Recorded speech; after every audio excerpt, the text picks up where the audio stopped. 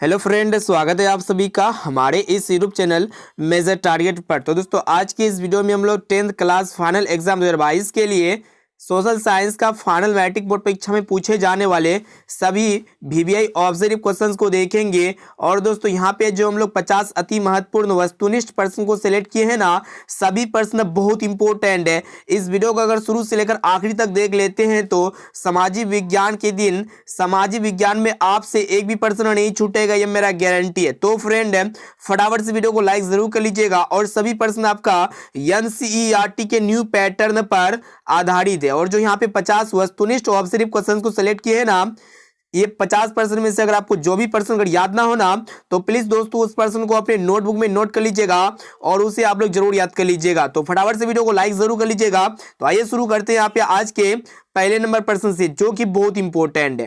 तो देखिएगा, आज का फर्स्ट प्रश्न क्या कर रहा है कि बिहार में सबसे कम वर्षा किस जिला में होती है। ऑप्शन ए में आपको दे पूर्णिया में, या फिर सिवान में, या फिर पश्चिमी चंपारण में, या फिर बक्सर में। तो दोस्तों, बिहार में जो सबसे कम वर्षा होती है ना, बक्सर जिला में होती है। यानी कि यहाँ पे मोर ऑप्शन में डी जो है ना, बिल्कुल सही उत्तर हो जाएगा। और दोस्तों, आप लोग को बता देते हैं किशनगंज में सबसे ज्यादा वर्षा होती है। बिहार राज्य में जो किशनगंज जिला है, किशनगंज में सबसे ज्यादा वर्षा होती है।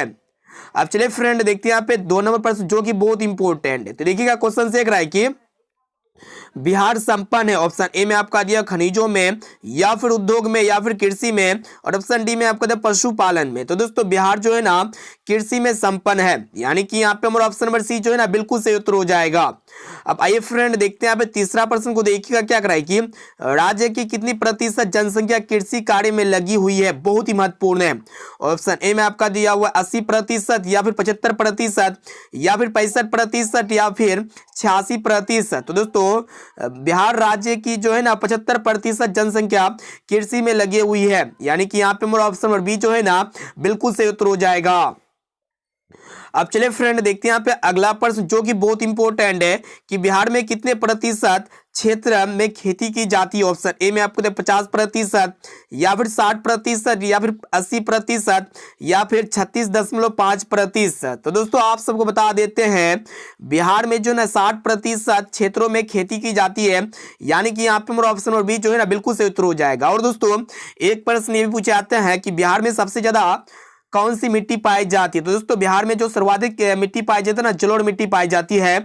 इसे आप लोग को याद रखना है। और दोस्तों, क्लास 10th के सभी विषय के महत्वपूर्ण प्रश्नों का पीडीएफ लेने के लिए गूगल पर सिंपली सर्च कीजिएगा majortarget.co.in। इसमें आप लोग को क्लास 10th के साइंस के, सोशल साइंस के क्वेश्चन बैंक का पीडीएफ जो है ना, फ्री में प्रोवाइड कर दिए जाते हैं। ऑनलाइन पढ़ भी सकते हैं, ऑनलाइन टेस्ट भी दे सकते हैं। तो एक बार जो है ना, गूगल पर जरूर शेयर कीजिएगा। अब देखिए, यहाँ पे 5वें प्रश्न को देखिएगा, जो कि बहुत महत्वपूर्ण है कि निम्नलिखित में से कौन खाद्यान्न फसल है। ऑप्शन ए में आपका जूट, या फिर कपास, या फिर तंबाकू, और ऑप्शन डी में आपका दिया हुआ धान। तो दोस्तों, आप सबको बता देते हैं ये धान जो है ना खाद्यान्न फसल है। ऑप्शन नंबर डी यहाँ पे हमारा बिल्कुल सही उत्तर हो जाएगा। और दोस्तों, यहाँ पे धान जो होगा ना, खरीफ फसल भी हो जाएगा। ठीक है, इसे आप लोग को याद रखना है। अब आइए फ्रेंड, देखते हैं यहाँ पे 6 नंबर प्रश्न, जो कि बहुत इंपॉर्टेंट है। तो देखिएगा, क्वेश्चन से कराए कि बिहार में सर्वाधिक मक्का किस जिले में उपजाया जाता है। ऑप्शन ए में आपका दरभंगा में, या फिर पटना में, या फिर खगड़िया में, या फिर सीतामढ़ी में। तो दोस्तों, आप सबको बता देते हैं बिहार में सबसे ज्यादा मक्का जो है ना, खगड़िया जिला में उपजाया जाता है। यानी कि यहाँ पे मेरा ऑप्शन नंबर सी जो है ना, बिल्कुल सही उत्तर हो जाएगा। और दोस्तों, बिहार में गन्ना का उत्पादन किस जिले में सबसे ज्यादा होता है। तो दोस्तों, पश्चिमी चंपारण जिले में जो ना सबसे ज्यादा गन्ना का उत्पादन होता है। अब देखिए यहाँ पे 7 नंबर प्रश्न, जो कि बहुत इंपॉर्टेंट है कि कोसी नदी घाटी परियोजना कब आरंभ हुआ। यानी कि कोसी नदी घाटी परियोजना आरंभ कब हुआ। ऑप्शन ए में आपका दिया 1950 में, या फिर 1948 में, या फिर 1952 में, और ऑप्शन डी में आपका दिया 1955 में। तो दोस्तों, आप सबको बता देते हैं कोसी नदी घाटी परियोजना जो आरंभ हुआ ना, 1955 ईस्वी में हुआ। यहाँ पे मेरा ऑप्शन नंबर डी जो है ना, बिल्कुल सही उत्तर हो जाएगा। अब चलिए फ्रेंड, देखते हैं यहाँ पे अगला प्रश्न, जो कि बहुत इंपॉर्टेंट है। तो देखिएगा, 8 नंबर प्रश्न क्या कराए कि निम्नलिखित नदियों में से किसे बिहार का शोक कहते हैं। ऑप्शन ए में आपको दिया कोसी, या फिर गंगा, या फिर गंडक, और ऑप्शन डी में आपका दिया पुनपुन। तो दोस्तों, आप सबको बता देते हैं यहाँ पे जो कोसी नदी है ना, कोसी नदी को हम लोग क्या कहते हैं, बिहार का शोक कहते हैं। बहुत ही महत्वपूर्ण प्रश्न है। अब चलिए फ्रेंड देखते हैं यहाँ पे अगला प्रश्न जो कि बहुत इंपॉर्टेंट है कि बिहार के किस जिले मतलब बिहार की किस नदी पर नदी घाटी परियोजना नहीं है। ऑप्शन ए में आपका था सोन या फिर गंडक या फिर कोसी और ऑप्शन डी में आपका दिया हुआ है पुनपुन। तो दोस्तों आप सबको बता देते हैं ये पुनपुन नदी जो है ना बिहार का ऐसा नदी है इसमें नदी घाटी परियोजना नहीं है। इनके अलावा सोन नदी घाटी परियोजना, गंडक नदी घाटी परियोजना, कोसी नदी घाटी परियोजना है, लेकिन पुनपुन नदी घाटी परियोजना नहीं है। अब देखिए यहाँ पे 10 नंबर प्रश्न भी बहुत ही महत्वपूर्ण है कि बिहार की किस नदी की उत्पत्ति अमरकांड से हुई है। ऑप्शन ए में आपका था पुनपुन या फिर कोसी या फिर सोन और ऑप्शन डी में आपका था गंडक। तो दोस्तों आप सबको बता देते हैं कि यहाँ पे बिहार की किस नदी की उत्पत्ति अमरकांड से हुई है। तो दोस्तों सोन नदी घाटी जो है ना ये अमरकांड से हुई है, यानी कि यहाँ पे हमारा ऑप्शन नंबर सी जो है ना बिल्कुल सही उत्तर हो जाएगा। दोस्तों जैसा कि आप लोगों को पता है कि आज के इस वीडियो में हम लोग क्लास 10 के सामाजिक विज्ञान के 50 अति महत्वपूर्ण यानी कि MVVI वस्तुनिष्ठ ऑब्जेक्टिव क्वेश्चंस को देख रहे हैं और ये सभी प्रश्न आपका NCERT के न्यू पैटर्न पर आधारित है और ये सभी प्रश्न आपका फरवरी में आएगा, ये मेरा गारंटी है, क्योंकि वैसे वैसे प्रश्न को यहाँ पे हम लोग सेलेक्ट किए हैं जो आपके संभावित प्रश्न है, पॉसिबल प्रश्न है, जो आपके फाइनल मैट्रिक बोर्ड परीक्षा में 100% 100% आने की गारंटी है। और दोस्तों यहाँ पे जो 50 ऑब्जेक्टिव प्रश्न है ना सभी प्रश्न MVVI है। अब चलिए फ्रेंड देखते हैं यहाँ पे अगला प्रश्न जो कि बहुत इंपॉर्टेंट है। तो देखिएगा क्वेश्चंस क्या कर रहा है कि गंडक परियोजना है। ऑप्शन ए में आपका दे बेतिया में या फिर वाल्मीकि नगर में या फिर मोतिहारी में या फिर छपरा में। तो दोस्तों गंडक परियोजना जो है ना वाल्मीकि नगर में है, यानी कि यहाँ पे हमारा ऑप्शन बी जो है ना बिल्कुल सही उत्तर हो जाएगा। तो दोस्तों क्लास 10 के सभी विषय के महत्वपूर्ण प्रश्न का PDF के लिए गूगल पर आप लोग जरूर सर्च कीजिएगा measuretarget.co.in। अब चलिए फ्रेंड देखते हैं यहाँ पे अगला प्रश्न जो कि बहुत इंपॉर्टेंट है। तो देखिएगा 12 नंबर प्रश्न क्या कर रहा है कि बिहार में कितने अभ्यारण्य है, बहुत इंपॉर्टेंट है। ऑप्शन ए में आपका था 45 या फिर 12 या फिर 40 और ऑप्शन डी में आपका दिया 90। तो दोस्तों बिहार में जो है ना 12 अभ्यारण्य है, यानी कि यहाँ पे हमारा ऑप्शन और बी जो है ना बिल्कुल सही उत्तर हो जाएगा। अब देखिए यहाँ पे 13 नंबर प्रश्न भी बहुत ही महत्वपूर्ण है कि संजय गांधी जैविक उद्यान किस नगर में स्थित है। ऑप्शन ए में आपका राजगीर में या फिर बोध गया में या फिर बिहार शरीफ में और ऑप्शन डी में आपका दिया पटना में। तो दोस्तों संजय गांधी जैविक उद्यान जो है ना पटना नगर में स्थित है, यानी कि यहाँ पे हमारा ऑप्शन डी जो है ना बिल्कुल सही उत्तर हो जाएगा। और दोस्तों पटना का जो पुराना नाम है ना पाटलिपुत्र है, साथ में इसे भी आप लोग को याद रखना है। अब चलिए फ्रेंड देखते हैं यहाँ पे अगला प्रश्न जो कि बहुत इंपॉर्टेंट है। तो देखिएगा क्वेश्चन से रहा है कि कांवर झील स्थित है, यानी कि कांवर झील जो है ना कौन से जिले में स्थित है। ऑप्शन ए में आपका दरभंगा जिले में या फिर भागलपुर जिले में या फिर बेगूसराय जिले में या फिर मुजफ्फरपुर जिले में। तो दोस्तों आप सबको बता देते हैं ये कांवर झील जो है ना बेगूसराय जिले में स्थित है, यानी कि यहाँ पे हमारा ऑप्शन नंबर सी जो है ना बिल्कुल सही उत्तर हो जाएगा। अब देखिए यहाँ पे 15 नंबर प्रश्न को देखिएगा क्या करा है कि पटना में गोलघर किस उद्देश्य से बनाया गया था। ऑप्शन ए में आपका सैनिक रखने के लिए या फिर अस्त्र शस्त्र रखने के लिए या फिर अनाज रखने के लिए या फिर पूजा करने के लिए। तो दोस्तों पटना में जो गोलघर बनाया गया था ना अनाज रखने के उद्देश्य से बनाया गया था, यानी कि यहाँ पे हमारा ऑप्शन नंबर सी जो ना बिल्कुल सही उत्तर हो जाएगा। और दोस्तों पटना में जो गोलघर का निर्माण हुआ था ना 1786 ईस्वी में हुआ था, इसे आप लोग को याद रखना है। अब आइए फ्रेंड देखते हैं यहाँ पे अगला प्रश्न जो कि बहुत इंपॉर्टेंट है, वही क्वेश्चन है। देखिएगा क्वेश्चन ये है कि गोलघर का निर्माण कब हुआ। तो दोस्तों आप सबको बताएं पहले ही जो गोलघर का जो निर्माण हुआ था पटना में ना 1786 ईस्वी में हुआ था। कब हुआ था? 1786 ईस्वी में। यहाँ पे हमारा ऑप्शन नंबर सी जो है ना बिल्कुल से उत्तर हो जाएगा। अब आइए फ्रेंड देखते हैं यहाँ पे अगला प्रश्न क्या कराए कि गोलघर कहाँ स्थित है। ऑप्शन ए में आपको कोलकाता में या फिर पटना में या फिर दिल्ली में या फिर गया में। तो दोस्तों गोलघर जो है ना पटना में स्थित है, यानी कि यहाँ पे हमारा ऑप्शन नंबर बी जो है ना बिल्कुल से उत्तर हो जाएगा। अब देखिए यहाँ पे अगला प्रश्न क्या कराए कि सबसे बड़े पशु मेला का आयोजन किया जाता है, यानी कि सबसे बड़े पशु मेला का आयोजन जो है ना कौन से जिले में किया जाता है। ऑप्शन ए में आपको सोनपुर में या फिर हाजीपुर में या फिर बक्सर में या फिर भागलपुर में। तो दोस्तों सबसे बड़े पशु मेला का जो आयोजन किया जाता है ना सोनपुर में किया जाता है, यानी कि यहाँ पे मेरा ऑप्शन नंबर ए जो है ना बिल्कुल सही उत्तर हो जाएगा। सभी प्रश्न जो है ना बिहार बोर्ड पर आधारित है, इसलिए जो है ना एक एक क्वेश्चन को यहाँ तरह से याद कर लेना है। अब देखिए यहाँ पे 19 नंबर प्रश्न जो कि बहुत इंपॉर्टेंट है कि बिहार की सबसे बड़ी ताराशादी में से एक है। ऑप्शन ए में आपका चक्रवात या फिर भूस्खलन या फिर सुखाड़ और ऑप्शन डी में आपका दिया बाढ़। तो दोस्तों बिहार की जो सबसे बड़ी ताराशादी में से एक है ना बाढ़ है, यानी कि यहाँ पे हमारा ऑप्शन नंबर डी जो है ना बिल्कुल सही उत्तर हो जाएगा। अब चलिए फ्रेंड देखते हैं यहाँ पे अगला प्रश्न जो कि बहुत ही महत्वपूर्ण है कि बिहार राज्य का कितना प्रतिशत क्षेत्र बाढ़ प्रभावित क्षेत्र है। ऑप्शन ए में आपको 76% या फिर 73% या फिर 60% या फिर 80%। तो दोस्तों बिहार राज्य का 73% क्षेत्र बाढ़ प्रभावित क्षेत्र है, यानी कि यहाँ पे हमारा ऑप्शन नंबर बी जो है ना बिल्कुल सही उत्तर हो जाएगा। तो दोस्तों अभी तक आप वीडियो को लाइक नहीं किए हैं ना, तो प्लीज दोस्तों वीडियो को लाइक जरूर कर लीजिएगा। और दोस्तों चैनल पर नए आए हैं ना, तो प्लीज चैनल को सब्सक्राइब कर लीजिएगा और साथ में बेल आइकन आएगा, बेल आइकन को प्रेस करके ऑल पर जरूर सिलेक्ट कर लीजिएगा, ताकि फ्यूचर में जब भी कोई लाइव क्लास हो तो आपको हमेशा नोटिफिकेशन मिलता रहे। और इस वीडियो को अपने दोस्तों में ज्यादा से ज्यादा शेयर कीजिएगा, ताकि उसके बोर्ड परीक्षा में एक भी क्वेश्चन आपके साथ साथ ना छूट सके। अब चलिए फ्रेंड देखते हैं यहाँ पे अगला प्रश्न जो कि बहुत इंपॉर्टेंट है कि बिहार का कौन सा क्षेत्र बाढ़ग्रस्त क्षेत्र है।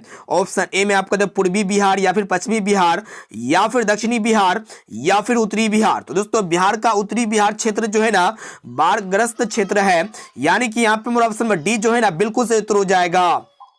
अब आइए फ्रेंड देखते हैं यहाँ पे 22वें प्रश्न को देखिएगा क्या कराए कि बाढ़ के समय हमें निम्नलिखित में से किस स्थान पर जाना चाहिए। ऑप्शन ए में आपका ऊंची भूमि वाले स्थान पर, या फिर गांव के बाहर, या फिर जहां है उसी स्थान पर आना चाहिए, या फिर खेतों में जाना चाहिए। तो दोस्तों बाढ़ के समय हमें जो है ना ऊंची भूमि वाले स्थान पर जाना चाहिए, यहाँ पे हमारा ऑप्शन नंबर ए जो है ना बिल्कुल सही उत्तर हो जाएगा।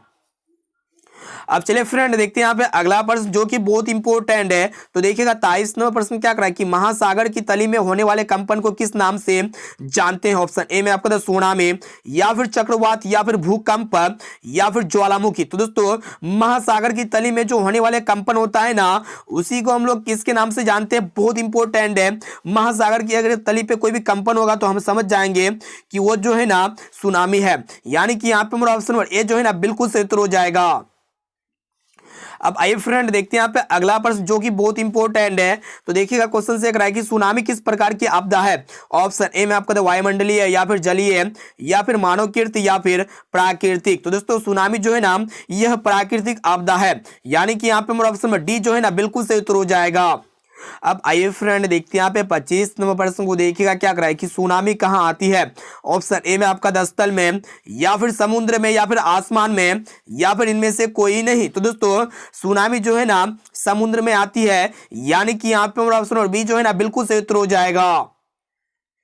अब चलिए फ्रेंड देखते हैं यहाँ पे 26वें प्रश्न को देखिएगा जो कि बहुत इंपॉर्टेंट है कि सुनामी का संबंध है, यानी कि सुनामी का संबंध जो है ना किससे है। ऑप्शन ए में आपका दिया हुआ स्थल से, या फिर समुद्र से, या फिर आसमान से, या फिर इनमें से कोई नहीं। तो दोस्तों सुनामी का संबंध जो है ना समुद्र से है, यानी कि यहाँ पे हमारा ऑप्शन नंबर बी जो है ना बिल्कुल सही उत्तर हो जाएगा।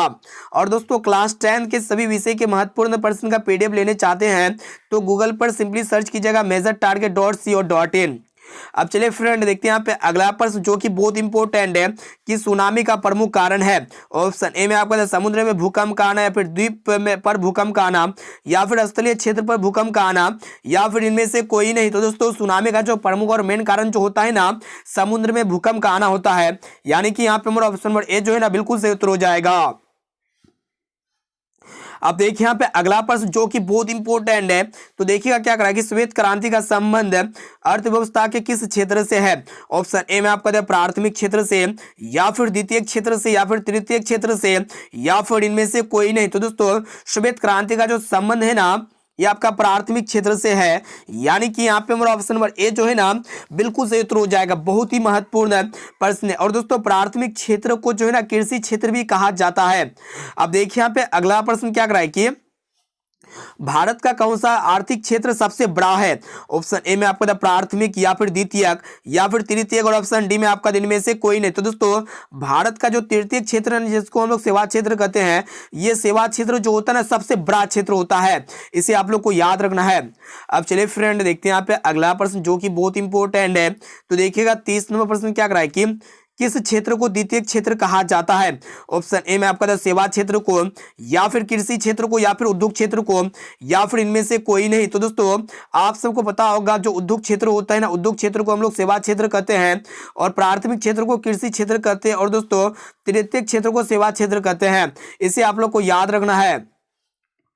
अब आइए फ्रेंड देखते हैं यहाँ पे अगला प्रश्न क्या कर रहा है कि शिक्षक द्वारा अपने पुत्र को पढ़ाना कौन सी क्रिया है। ऑप्शन ए में आपका दिया हुआ आर्थिक या फिर अनार्थिक की या फिर दोनों ही, और ऑप्शन डी में आपका इनमें से कोई नहीं। तो दोस्तों शिक्षक के द्वारा अपने पुत्र को पढ़ाना जो है ना ये अनार्थिक क्रिया है, यानी कि यहाँ पे मेरा ऑप्शन नंबर बी जो है ना बिल्कुल सही उत्तर हो जाएगा।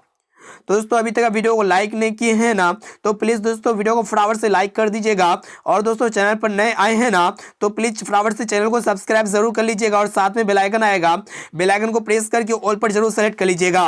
अब देखिए यहाँ पे अगला प्रश्न क्या कर रहा है कि इनमें किसका अर्थव्यवस्था, यहाँ पे क्वेश्चन से कर रहा है कि इनमें किसका अर्थव्यवस्था में योगदान नहीं होता है। ऑप्शन ए में आपको दे कृषि का या फिर उद्योग का या फिर बैंकिंग का या फिर कालाबाजारी का। तो दोस्तों कालाबाजारी का जो है ना अर्थव्यवस्था में कोई भी योगदान नहीं होता है, यानी कि यहाँ पे मेरा ऑप्शन नंबर डी जो है ना बिल्कुल सही उत्तर हो जाएगा। अब आइए फ्रेंड देखते हैं यहाँ पे देखिएगा क्वेश्चन से रहा है कि भारत की आर्थिक व्यवस्था है। ऑप्शन ए में आपका दिया समाजवादी या फिर पूंजीवादी या फिर मिश्रित, और ऑप्शन डी में आपका दिया हुआ इनमें से कोई नहीं। तो दोस्तों भारत की जो आर्थिक व्यवस्था है ना मिश्रित है, यानी कि यहाँ पे मेरा ऑप्शन नंबर सी जो है ना बिल्कुल सही उत्तर हो जाएगा। अब चलिए फ्रेंड देखते हैं यहाँ पे अगला प्रश्न जो कि बहुत इंपॉर्टेंट है। तो देखिएगा क्वेश्चन से एक रहा है कि भारत में योजना आयोग का गठन कब किया गया था। ऑप्शन ए में आपको 15 मार्च 1950 में या फिर 15 सितंबर 1950 में या फिर 15 अक्टूबर 1951 में, और ऑप्शन डी में आपका दिया हुआ है इनमें से कोई नहीं। तो दोस्तों आप लोग को बता देते हैं भारत में जो योजना आयोग का जो गठन किया गया था ना 15 मार्च 1950 में गठन किया गया था। यहाँ पे मेरा ऑप्शन नंबर ए जो है ना बिल्कुल सही उत्तर हो जाएगा। अब आइए फ्रेंड देखते हैं 35वां प्रश्न क्या कर रहा है कि नीति जिसको हम लोग योजना आयोग भी कहेंगे, यानी कि नीति आयोग का अध्यक्ष कौन होता है। ऑप्शन ए में आपका दिया हुआ राष्ट्रपति या फिर उपराष्ट्रपति या फिर प्रधानमंत्री या फिर राज्यपाल। तो दोस्तों आप सबको बता देते हैं निजी यानी कि योजना आयोग का जो प्रधान अध्यक्ष होता है ना प्रधानमंत्री होता है। यहाँ पे मेरा ऑप्शन नंबर सी जो है ना बिल्कुल सही उत्तर हो जाएगा। अब आइए फ्रेंड देखते हैं यहाँ पे अगला प्रश्न जो कि बहुत इंपॉर्टेंट है कि भारत में नीति योजना यानी कि भारत में जो नीति योजना आयोग होता है ना इसकी स्थापना कब हुई थी। ऑप्शन ए में आपका दिया हुआ 1 जनवरी 2015 में या फिर 1 जनवरी 2016 में या फिर 1 अप्रैल 2015 में या फिर 1 अप्रैल 2014 में। तो दोस्तों भारत में जो नीति योजना आयोग की जो स्थापना हुआ था ना 1 जनवरी 2015 में हुआ था, और गठन कब हुआ था 15 मार्च 1950 में। अब आइए फ्रेंड देखते हैं यहाँ पे 37वां प्रश्न क्या करा है कि राष्ट्रीय विकास परिषद का गठन कब हुआ था। ऑप्शन ए में आपका दे 1950 में या फिर 1951 में या फिर 1952 में, और ऑप्शन डी में आपका दे इनमें से कोई नहीं। तो दोस्तों राष्ट्रीय विकास परिषद का जो गठन हुआ था ना 1952 में हुआ था, यानी कि यहाँ पे हमारा ऑप्शन नंबर सी जो है ना बिल्कुल सही उत्तर हो जाएगा। अब आइए फ्रेंड देखते हैं यहाँ पे अगला प्रश्न जो कि बहुत इंपॉर्टेंट है। तो देखिएगा क्वेश्चन से करा है कि आर्थिक विकास संबंधित है, यानी कि आर्थिक विकास जो है ना किससे संबंधित है। ऑप्शन ए में आपका दिया हुआ है परिणाम, ऑप्शन ए में आपका दिया हुआ है परिमाणात्मक परिवर्तन से या फिर गुणात्मक परिवर्तन से या फिर ए और बी दोनों, और ऑप्शन डी में आपका इनमें से कोई नहीं। तो दोस्तों आर्थिक विकास जो संबंधित है ना ये परिमाणात्मक परिवर्तन से भी है और गुणात्मक परिवर्तन से भी है, यानी कि यह दोनों परिवर्तन से है। यहाँ पे मेरा ऑप्शन नंबर सी जो है ना बिल्कुल सही उत्तर हो जाएगा। अब देखिए यहाँ पे अगला प्रश्न क्या करा कि बहुत ही महत्वपूर्ण है कि भारतीय योजना आयोग के प्रथम अध्यक्ष कौन थे। ऑप्शन ए में आपको दिया मोरारजी देसाई या फिर लाला बहादुर शास्त्री या फिर पंडित जवाहरलाल नेहरू या फिर राजीव गांधी। तो दोस्तों भारतीय योजना आयोग के जो प्रथम अध्यक्ष थे ना पंडित जवाहरलाल नेहरू थे, यानी कि यहाँ पे मेरा ऑप्शन नंबर सी जो है ना बिल्कुल सही उत्तर हो जाएगा। अब आइए फ्रेंड देखते हैं यहाँ पे 40वां प्रश्न क्या कराए कि निम्न में से कौन बीमारू राज्य नहीं है। ऑप्शन ए में आपको बिहार या फिर मध्य प्रदेश या फिर उड़ीसा, और ऑप्शन डी में आपका दिया हुआ इनमें से कोई नहीं। तो दोस्तों आप सबको पता होगा जो बीमारू राज्य है वो क्वेश्चन ये है कि कौन जो है ना बीमारू राज्य है। तो दोस्तों बीमारू बी आई से बिहार हो जाएगा, एम से मध्य प्रदेश हो जाएगा, और आर से राजस्थान हो जाएगा, और यू से हो जाएगा उड़ीसा, यानी कि ये सभी जो है ना बीमारू राज्य है बिहार मध्य प्रदेश उड़ीसा और राजस्थान। ऑप्शन नंबर डी जो है ना बिल्कुल सही उत्तर हो जाएगा इनमें से सभी। अब चलिए फ्रेंड देखते हैं यहाँ पे अगला प्रश्न। तो दोस्तों उससे पहले आप क्लास 10 के सभी विषय के महत्वपूर्ण है ऑब्जेक्टिव क्वेश्चंस का पीडीएफ प्राप्त करना चाहते हैं ऑनलाइन पढ़ करके जो है ना आप अपने बोर्ड परीक्षा में अच्छे से अच्छे मार्क्स लाना चाहते हैं, तो आप गूगल में जो है ना सिंपली सर्च कीजिएगा measuretarget.co.in। अब आइए फ्रेंड देखते हैं यहाँ पे 41वां प्रश्न क्या करा है कि बिहार की प्रति व्यक्ति आय, मतलब यहाँ पे क्वेश्चन से करा है कि बिहार की प्रति व्यक्ति आय देश भर में क्या है, न्यूनतम है या फिर औसत से अधिक है या फिर अधिकतम है या फिर इनमें से कोई नहीं। तो दोस्तों बिहार की जो प्रति व्यक्ति आय देश भर में ना न्यूनतम है, यानी कि यहाँ पे हमारा ऑप्शन नंबर ए जो है ना बिल्कुल सही उत्तर हो जाएगा। अब चलिए फ्रेंड देखते हैं यहाँ पे अगला प्रश्न जो कि बहुत इंपॉर्टेंट है कि बिहार के किस जिले का प्रति व्यक्ति आय सबसे ज्यादा है। ऑप्शन ए में आपका था पटना, या फिर गया, या फिर शिवहर, या फिर नालंदा। तो दोस्तों आप सबको बता देते हैं बिहार के जो पटना जिले की प्रति व्यक्ति आय जो ना सबसे ज्यादा है। अब देखिए यहाँ पे 43वां प्रश्न क्या कराए कि बिहार में सबसे कम प्रति व्यक्ति आय वाला जिला है। ऑप्शन ए में आपका था वैशाली, या फिर शिवहर, या फिर सारण, और ऑप्शन डी में आपका था पटना। तो दोस्तों बिहार में सबसे कम प्रति व्यक्ति आय वाला जो जिला है ना शिवहर है। यहाँ पे हमारा ऑप्शन नंबर बी जो है ना बिल्कुल सही उत्तर हो जाएगा। अब देखिए यहाँ पे 44वें प्रश्न को देखिएगा, क्वेश्चन से कराए कि केंद्रीय सांख्यिकी संगठन के अनुसार बिहार की आय में वृद्धि कितना प्रतिशत हुई। ऑप्शन ए में आपका दिया हुआ 11.03%, या फिर 10%, या फिर 0.8%, या फिर 0.9%। तो दोस्तों केंद्रीय सांख्यिकी संगठन जिसको हम लोग CSO कहेंगे, ठीक है, इसके अनुसार बिहार का जो बिहार की आय में जो वृद्धि हुआ है ना लगभग 11.03% हुआ है। ऑप्शन नंबर ए जो है ना बिल्कुल सही उत्तर हो जाएगा। अब आइए फ्रेंड देखते हैं यहाँ पे अगला प्रश्न जो कि बहुत इंपॉर्टेंट है, सभी प्रश्न एमबीबीआई है और ये 50% में से अगर आपको जो भी प्रश्न अगर याद ना हो ना तो प्लीज दोस्तों उस प्रश्न को अपनी नोटबुक में नोट कर लीजिएगा और ऊपर सभी प्रश्नों को कंसंट्रेट होके बढ़िया तरह से याद कर लीजिएगा। अब देखिए यहाँ पे क्वेश्चन से अगर आएगी 45वां प्रश्न कि भारत में किस राज्य का प्रति व्यक्ति आय सर्वाधिक है। ऑप्शन ए में आपको बिहार की, या फिर पंजाब की, या फिर गोवा की, या फिर हरियाणा की। तो दोस्तों आप सबको बता देते हैं बिहार राज्य की प्रति व्यक्ति आय क्या है, सबसे कम है, लेकिन गोवा की प्रति व्यक्ति आय जो है ना सबसे ज्यादा है, यानी कि यहाँ पे हमारा ऑप्शन नंबर सी जो है ना बिल्कुल सही उत्तर हो जाएगा। अब देखिए यहाँ पे अगला क्वेश्चन से कि किस प्रकार की शासन व्यवस्था में फैसले लेने में विलंब होता है। ऑप्शन ए में आपका दिया हुआ राजतंत्र, या फिर लोकतंत्र, या फिर तानाशाही, और ऑप्शन डी में आपका दिया हुआ है इनमें से कोई नहीं। तो दोस्तों तानाशाही की शासन व्यवस्था में फैसले लेने में विलंब होता है, यानी कि यहाँ पे हमारा ऑप्शन नंबर सी जो है ना बिल्कुल सही उत्तर हो जाएगा। अब आइए फ्रेंड देखते हैं यहाँ पे 47वें प्रश्न को देखिएगा जो कि बहुत इंपॉर्टेंट है कि सरकार का कौन सा प्रकार सबसे अच्छा माना जाता है। ऑप्शन ए में आपका दिया हुआ राजतंत्र, या फिर लोकतंत्र, या फिर अधिनायकवाद, या फिर इनमें से कोई नहीं। तो दोस्तों सरकार का जो लोकतंत्र होता है जो ये होता है ना सबसे ज्यादा बहुत बढ़िया माना जाता है, ठीक है, लोकतंत्र। इसे आप लोग को याद रखना है कि सरकार का जो लोकतंत्र होता है ना ये अर्थव्यवस्था क्या होता है सबसे बढ़िया माना जाता है, सबसे अच्छा माना जाता है, परफेक्टली। अब देखिए यहाँ पे 48वां प्रश्न क्या कराए कि किस प्रकार की सरकार जनता के लिए उत्तरदायी होती है। ऑप्शन ए में आपका तानाशाही, या फिर राजशाही, या फिर गैर लोकतांत्रिक, या फिर लोकतांत्रिक। तो दोस्तों लोकतांत्रिक सरकार जो है ना जनता के लिए उत्तरदायी होती है, यहाँ पे हमारा ऑप्शन डी जो है ना बिल्कुल सही उत्तर हो जाएगा। अब आइए फ्रेंड देखते हैं यहाँ पे अगला प्रश्न जो कि बहुत इंपॉर्टेंट है। देखिएगा क्वेश्चन से क्या कराए कि निम्नलिखित में कौन सा कदम लोकतांत्रिक सुधार है। ऑप्शन ए में आपका दिया हुआ अशिक्षा, या फिर पंचायती राज, या फिर सामाजिक असमानता, या फिर इनमें से कोई नहीं। तो दोस्तों आप सबको बता देते हैं जो पंचायती राज है ना ये कदम लोकतांत्रिक सुधार है, यहाँ पे मेरा ऑप्शन नंबर बी जो है ना बिल्कुल सही उत्तर हो जाएगा। अब आइए फ्रेंड देखते हैं यहाँ पे आज का लास्ट और अंतिम प्रश्न जो कि बहुत इंपॉर्टेंट है। तो देखिएगा 50 नंबर प्रश्न क्या कराए कि लोकतंत्र जनता का जनता के द्वारा और जनता के लिए शासन है, यह कथन किसका है। ऑप्शन ए में आपका दिया हुआ अरस्तू का, या फिर जॉर्ज वाशिंगटन का, और ऑप्शन सी में आपका दिया हुआ अब्राहम लिंकन का, और ऑप्शन डी में आपका दिया हुआ है लॉर्ड ब्राइम का। तो दोस्तों आप सबको पता होगा कि लोकतंत्र जनता का जनता के द्वारा तथा जनता के लिए शासन है, यह कथन जो है ना किसका है। तो दोस्तों अब्राहम लिंकन का है, यानी कि यहाँ पे हमारा ऑप्शन नंबर सी जो है ना बिल्कुल सही उत्तर हो जाएगा।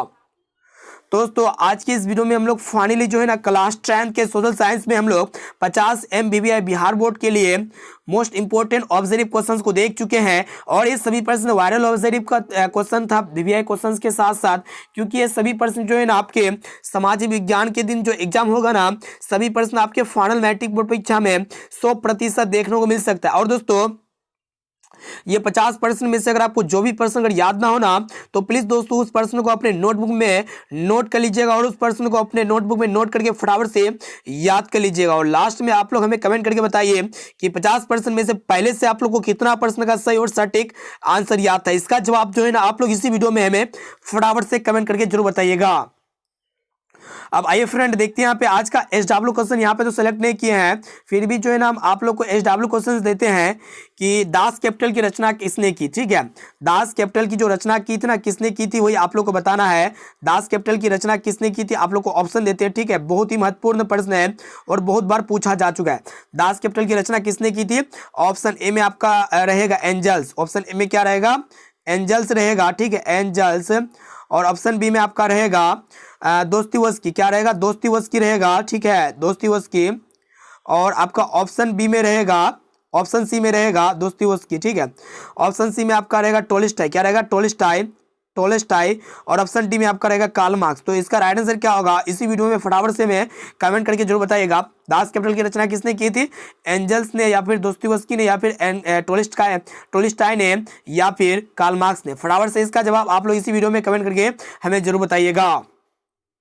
दोस्तों आप लोग को बता दिए कि क्लास 10 के सभी विषय के महत्वपूर्ण ऑब्जेक्टिव क्वेश्चंस का अगर पीडीएफ लेना चाहते हैं ना, तो आप लोग फटाफट से गूगल में सिंपली सर्च कीजिएगा measuretarget.co.in। क्या सर्च करना है? measuretarget.co.in। इसमें आप लोग को क्लास 10 के सभी विषय के चुनिंदा प्रश्न मिल जाएंगे और सभी प्रश्न अगर पढ़ लेते हैं ना, तो आप फाइनल मैट्रिक बोर्ड परीक्षा में बहुत ही अच्छे मार्क्स से पास आउट हो पाएंगे, मेरा गारंटी है। तो हमारे वेबसाइट में जो है ना धीरे धीरे कंटेंट डाला जा रहा है। आपके एग्जाम से पहले जो है ना सभी कंटेंट को डाल देंगे और आप जो है ना डेली क्लास 10 के मतलब measuretarget.co.in वेबसाइट के माध्यम से जरूर पढ़िएगा। और इस वीडियो को अपने दोस्तों में ज़्यादा से ज़्यादा शेयर कीजिए ताकि वो भी अपने बोर्ड परीक्षा में अच्छे से अच्छे मार्क्स ला सके। और चैनल पर नए हैं ना तो प्लीज़ चैनल को सब्सक्राइब जरूर कर लीजिएगा। और दोस्तों अभी तक वीडियो को लाइक नहीं किया ना, तो प्लीज़ दोस्तों वीडियो को लाइक जरूर कर लीजिएगा। तो दोस्तों फिर मिलते हैं जल्दी अगले वीडियो पे।